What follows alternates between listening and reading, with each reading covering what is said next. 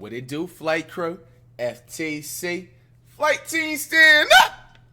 We got NBA trades brought to Jimmy High Roller. Let's check it out. News involves Kyrie Irving, who according to I got some noodles in this bit. You don't mind?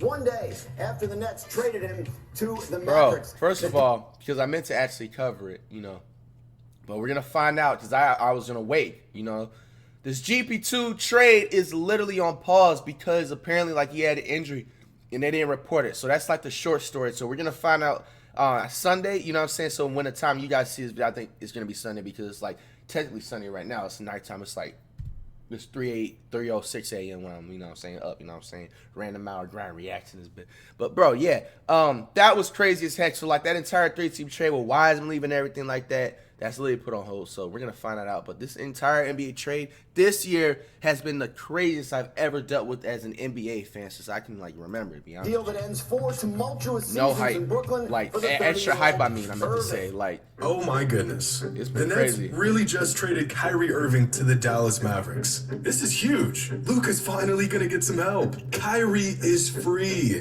What's Kevin Durant gonna do? He's trapped in Brooklyn with Brick Shot Ben. He's playing at an all-time level right now. How is he going to dig the Nets out of this one? Breaking news.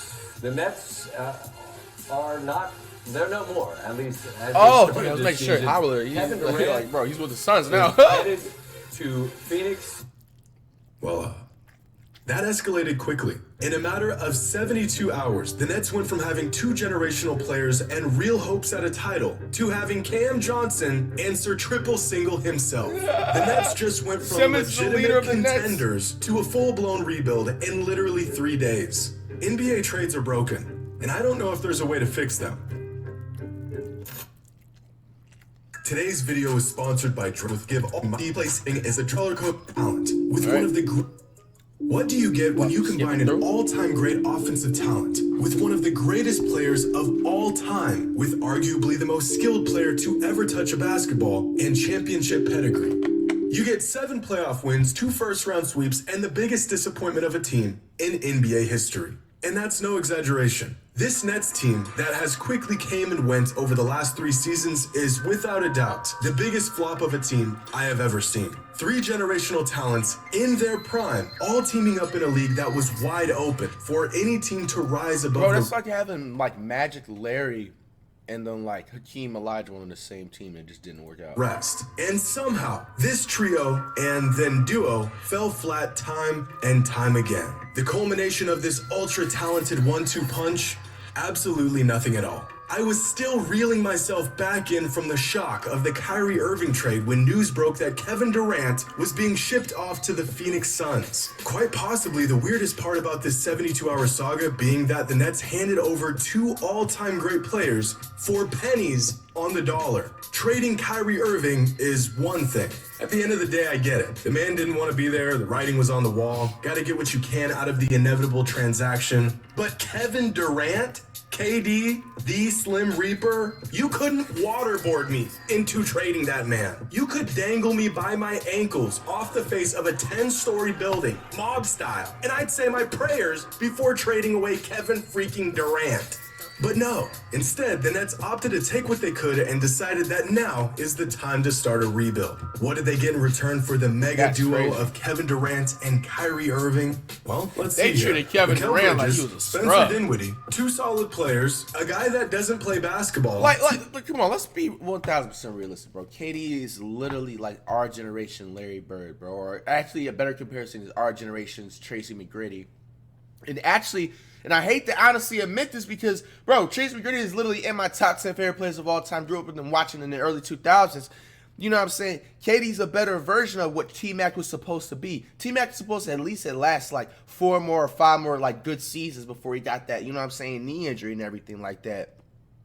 And it's to see the way the league treats him and everything, I don't know, bro. It's weird. Look who he got traded for Durant, bro. A pair of socks, and half-eaten apple, bro. And just a tiny piece bitten off mango, bro. And then, bro, a couple of chips.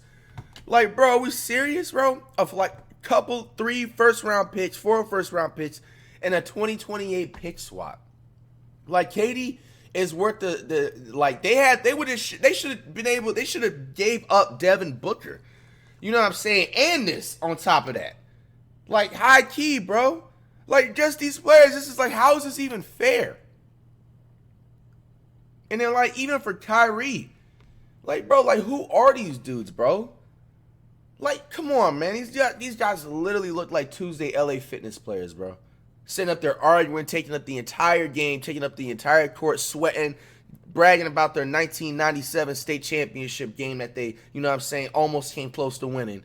Like, come on, fam. Like, bro, these guys for Kyrie Irving, like, let's, at the end of the day, it just gets to a point where the NBA, if they ever get to a time period where, I don't know if it'll ever, I doubt it, because, like, who's not going to be a basketball fan, but it's just like, if they just feel like the watch time or stuff goes down or whatever, like because the league is too watered down or whatever, they gotta blame themselves.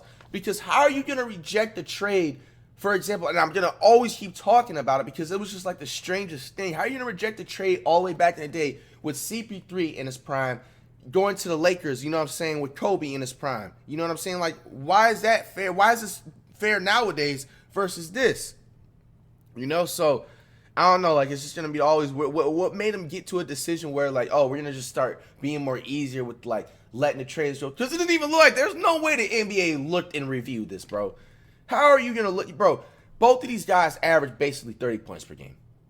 Even if it's 29, 28, they basically average 30 points per game. Both of these guys, 100% healthy and everything, average 30 points per game. For dudes that don't even pull 15 points per game on a consistent nightly basis, bro. It just doesn't make sense. Two future first-round picks and 5 eighth graders. I mean, this is getting... Mikal Bridges, Spencer Dinwiddie, 2 solid players, a guy that doesn't play basketball, 2 future first-round picks, and 5 eighth graders. Yo! That man High Roller be watching Dut Reacts. Yo. I mean, this is getting out of hand. At what point are we going to come to the realization that a bird in the hand is worth 2 in the bush? Especially when the bird in your hand is one of the greatest players to ever lace up?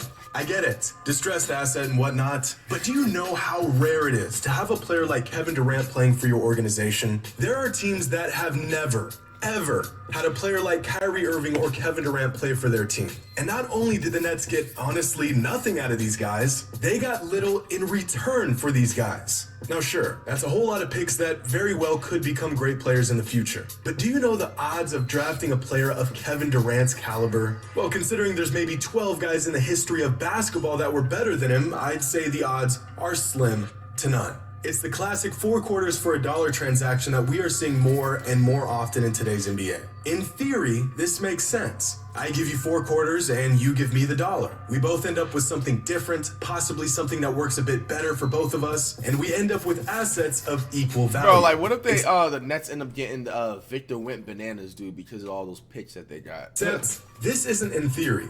This is the NBA. One Kevin Durant is worth more than 7 assets that are significantly worse than Kevin Durant. In real life, I could just go and get another $1. But in the NBA, you can't just go and get another KD. In the NBA, the $1 is vastly, exponentially more valuable than 4 quarters. And yet these trades just keep on happening. Take a great, proven player and get cornered into trading him for multiple assets that may or may not add up to the value of that one player. And this, my friends, especially under these circumstances, rarely pans out. But of all the takeaways from these 2 blockbuster deals, I think the biggest realization that I've come to is just how bad the Timberwolves have railed themselves with the Rudy Gobert trade. Because you could argue that the Timberwolves gave up just as much for Rudy Gobert as the Suns did for Kevin Durant. The Timberwolves thought they were trading 10 dimes for $1, not knowing that Gobert was actually a counterfeit bill. So, did the Suns get a great deal, or did the Timberwolves get fleeced? That's, bro, you violated Gobert, bro. And I've thought about this ever since the Gobert trade went down. When a player like Rudy Gobert can command 5 players and 4 first-round picks in a trade, what can a truly great player command? In retrospect, and even in that moment, the Gobert trade was so bad that it crashed the NBA trade market for half a season. But now that we're back on track, you can still get your Crash the hands on trade star market. players. That's funny, It'll though. just cost the next decade of your franchise to do it. Regardless, these moves are good for the league. Luka finally gets the help that he desperately needed, and the Suns get a crucial piece that could put them over the top for a title run. I mean, this whole time, the organization has been racking their brains trying to figure out what they need to get back to the finals and have a real shot to win it all,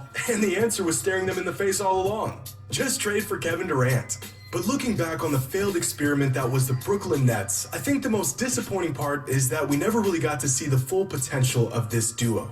It always felt like right when they would gain some momentum, something would happen. Durant would get hurt, Kyrie would stir up some controversy. The basketball part of things was always good. It just felt like compared to all the other distractions, there wasn't a whole lot of basketball going on between these two simultaneously. In fact, out of the 4 seasons and 280 games that took place while Kyrie and Durant were on the Nets, they only played together 87 times.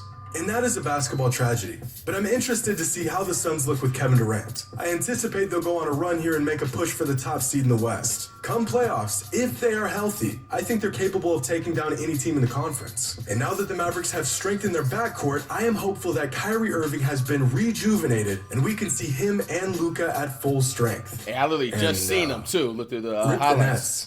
I guess it was You good watch while full it sports games because lasted. we have a life. I can't even say that with confidence. Let me know what y'all think. Who won these trades? How does this change I things think for the the Suns- Mavs? And how does it Suns change definitely. things for the Suns? Let me Hey, know I your ain't thoughts in gonna the lie. Who comments did below. win the trade? And as always, This is honestly until between the next time. Suns and Mavs. And then you gotta think about the Clippers. You didn't even. I forgot. Like Harold over here forgot. Like the Clippers. Like they low-key got a steal for. I wish he would have put the Bones situation up there, bro. Because Bones got traded for like a piece of turkey. I don't know, man. This is some crazy stuff, man. I kind of like it though in a way because like it's like it changes the league around and shifts it around, makes it more like refreshed and everything like that. So maybe that's another reason why, like, you know what I'm saying? Maybe the NBA is like easier with trades nowadays because let's be honest too, because like sometimes when like players like, bro, how many of y'all been wanting to see Dame Dollar leave Portland Trailblazers, bro? Like this dude is literally just like, he's trying way too hard to be loyal with the Blazers, bro. He's never going to win a ring if he stays on there, bro. He's going to be forgotten about in 3 years. You know what I'm saying? I'm sorry to tell you.